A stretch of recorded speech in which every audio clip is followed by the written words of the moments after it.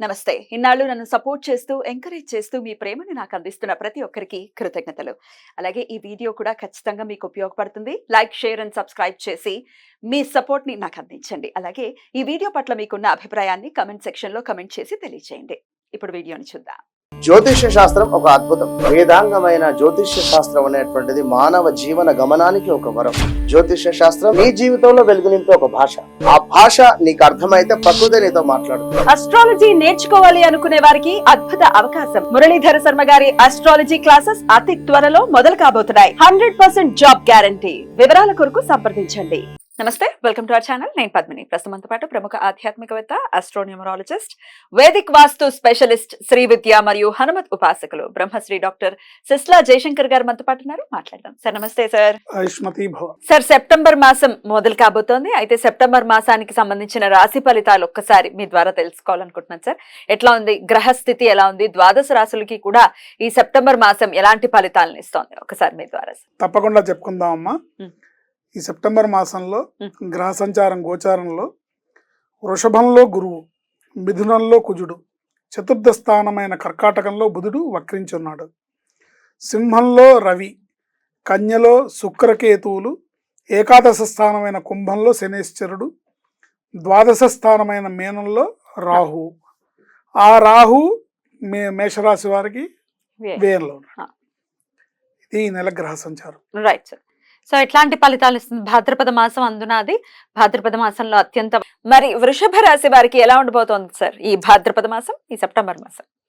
వృషభ రాశి అంటే కృత్తికా నక్షత్రం 2, 3, 4 పాదాలు, రోహిణి 1, 2, 3, 4 పాదాలు, మృగశిర 1, 2 పాదాలు వారు వృషభ రాశి కింద మనం చెప్పుకుంటున్నాం. ఇది అందరికీ విదితమే అయినప్పటికీ మళ్ళీ ఒకసారి ఎవరికన్నా తెలియని వాళ్ళు ఉంటే తెలుస్తుంది అని మనం చెప్పుకుంటున్నాం. ఈ వృషభ రాశి స్త్రీ పురుషులకు ఈ నెల అన్ని రంగాల వారికి, స్త్రీలు పురుషులు ప్లస్ అన్ని రంగాల వారికి యోగప్రదంగా ఉంటుంది, బాగుంటుంది. నూతన వస్త్ర ప్రాప్తి కలదు. విలువైన వస్తువులను, ఆభరణాలను కొనుగోలు చేస్తారు. వీళ్ళకి సంతానం ద్వారా సౌఖ్యము, భార్యాభర్తల మధ్యలో అవగాహన బాగుంటుంది. సుఖమయమైన జీవితాన్ని పొందుతారు. చాలా హుషారుగా, ఆనందంగా ఉంటారు. విందు వినోదాల్లో అధికంగా పాల్గొంటారు. మత పెద్దలు, పీఠాధిపతులు దర్శన భాగ్యం కలుగుతుంది ఈ నెలలో వీళ్ళకి. వారి ఆశీర్వాదాన్ని పొందుతారు. రాస్యాధిపతి అయిన శుక్రుడు మాస ప్రథమార్థంలో పంచమంలోను, సెప్టెంబర్ 18వ తేదీ నుండి షష్టమంలోను ఉన్న కారణంగా వృషభ రాశి స్త్రీ పురుషులకు మాస ప్రథమార్థంలో మిత్రుల వలన లాభము, శత్రుక్షయము, మిత్రుల వలన ఆదరణ, సహాయ సహకారాలు అనేవి పరిపూర్ణంగా మీకు లభించును. పెద్దలపై అధిక గౌరవం కలిగి ఉంటారు. మానసిక సంతృప్తి లభిస్తుంది. 18వ తేదీ నుండి శుక్ర సంచారం షష్టంలోకి మారడం వలన అనవసరమైన ఖర్చులు అధికమై రుణాలు చేయుదురు, అప్పులు తీసుకుంటారు. చేపట్టిన పన్నుల్లో చిక్కులు, అవరోధాలు ఏర్పడును. ఇతరులతో అనవసర తగాదాల వలన అవమానకర సంఘటనలు ఎదురవుతాయి. కొంతమందిలో అనవసరమైన ఆతురత, అపాయము పొంచి ఉంటుంది. ముఖ్యంగా పరాయి స్త్రీలతో జాగ్రత్తగా వ్యవహరించాలి. స్త్రీలైనా పురుషులైనా ఇద్దరు. పురుషులు పరాయి స్త్రీలతో జాగ్రత్త వహించాలి. పురుషులు వృషభ రాశిలో స్త్రీలు ఉంటే స్త్రీలు పురుషులతో జాగ్రత్తగా ఉండాలి. ఎందుకంటే తద్వారా ఇబ్బంది, పరాయి వాళ్ళతో ఇబ్బంది వచ్చే అవకాశం ఉంటుంది.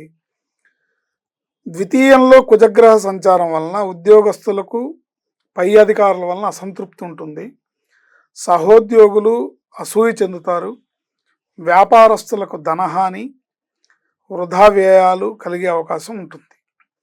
వాగ్వివాదాల జోలికి పోకూడదు.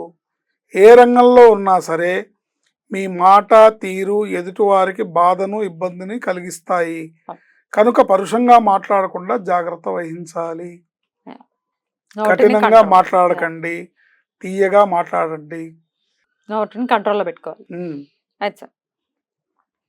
3 ఫ్యాక్టరీలు పెట్టుకోవాలట ప్రతి మనిషి, ఏ రాశి వాళ్ళైనా. ఆహా, ఏంటి? మైండ్ లో ఐస్ ఫ్యాక్టరీ పెట్టుకోవాలట, కూల్ గా ఉండడా? నోట్లో షుగర్ ఫ్యాక్టరీ పెట్టుకోవాలట. తీయటి మాటలు. ఇంకోటి రైట్. అలా రైట్. చేపట్టిన పనులు ఆలస్యంగా అయినా పూర్తి అవుతాయి. రవిగ్రహం మాస ప్రథమార్థంలో చతుర్థమందు, తదుపరి 17వ తేదీ నుండి 5వ మందు సంచారం వలన ప్రయాణాల యందు ఆటంకాలు, గృహంలో అనవసరమైన గొడవలు తలెత్తే అవకాశం ఉంటుంది. సంసారంలో అశాంతిని కలిగించే సంఘటనలు జరుగుతాయి. భార్యాభర్తలు ఒకళ్ళనొకళ్ళు జాగ్రత్తగా రెస్పెక్ట్ ఇస్తూ, మర్యాదగా మాట్లాడుతూ, తోలనాడకుండా జాగ్రత్తగా, ఎక్కడ ఏం గొడవ వస్తుందో అన్న జాగ్రత్త అవగాహన కలిగి ఉండాలి. తద్వారా హృదయంలో సంకటం, బంధుమిత్రులతో భిన్నాభిప్రాయాలు ఏర్పడును. అశాంతిని కలిగించే సంఘటనలు జరుగుతాయి. తద్వారా హృదయంలో సంకటం, బంధుమిత్రులతో భిన్నాభిప్రాయాలు ఏర్పడతాయి. కొంతమందికి బంధు వియోగం కూడా జరుగుతుంది. అంటే ఇంక జీవితంలో నేను నీ మొహం చూడను అనే పరిస్థితి అక్కడ దాకా వెళ్తుంది అనమాట. అశాంతి దుఃఖము కలిగించును. బంధు వియోగం అశాంతి దుఃఖం కలిగించును. సంతాన అనారోగ్యం కలుగును. శత్రువుల వలన టెన్షన్ ఏర్పడును. బుధుడు 4వ తేదీ నుండి చతుర్థమందు, తదుపరి సెప్టెంబర్ 23వ తేదీ నుండి 5వ మందు సంచారం వలన ధనాదాయం, గౌరవం అధికంగా ఉంటుంది. బుధ సంచారం వలన ధనాదాయం బాగుంటుంది, గౌరవం అధికంగా ఉంటుంది. కుటుంబంతో ఆనందంగా గడుపుతారు. విద్యార్థులు విద్యలో రాణిస్తారు. నూతన కోర్సులలో ప్రతిభ కనబరుస్తారు. మిత్రుల వలన లాభం, పేరు ప్రతిష్టలు, సుఖము, ఆకస్మిక ధనలాభం సూచితం. దైవ చింతన పెరుగుతుంది. పుణ్య కార్యక్రమాల్లో పాల్గొంటారు. 23వ తేదీ నుండి బుధుడు పంచమంలోకి రావటం వలన కళత్ర వియోగం, అంటే భార్యాభర్తల మధ్యలో వియోగం, అంటే మాట ఏర్పడి గ్యాప్, అంటే ఓసారి గొడవైంది అనుకోండి, సర్దుకోవడానికి వారం పడుతుంది కదా.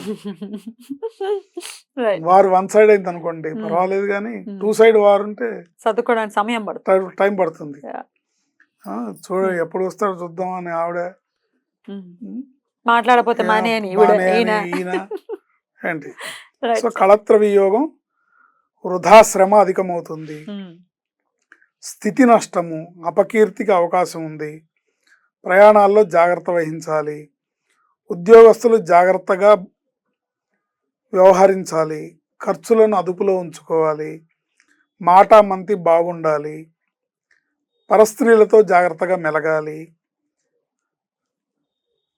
ఇది ఈ నెలలో వృషభ రాశి వారికి చేయకూడని పనులు కూడా ఆల్రెడీ చెప్పారు. కాబట్టి దేవతారాధన విషయం కూడా ఒకసారి చెప్పండి సార్. ఎందుకంటే కొంత నెగటివిటీ ఉంది, పాజిటివ్ కూడా ఉంది. మంచి పేరు వస్తుంది అని చెప్తున్నారు, ఆదాయం పెరిగేటటువంటి పరిస్థితి ఉంది, మిశ్రమంగా ఉంటుంది.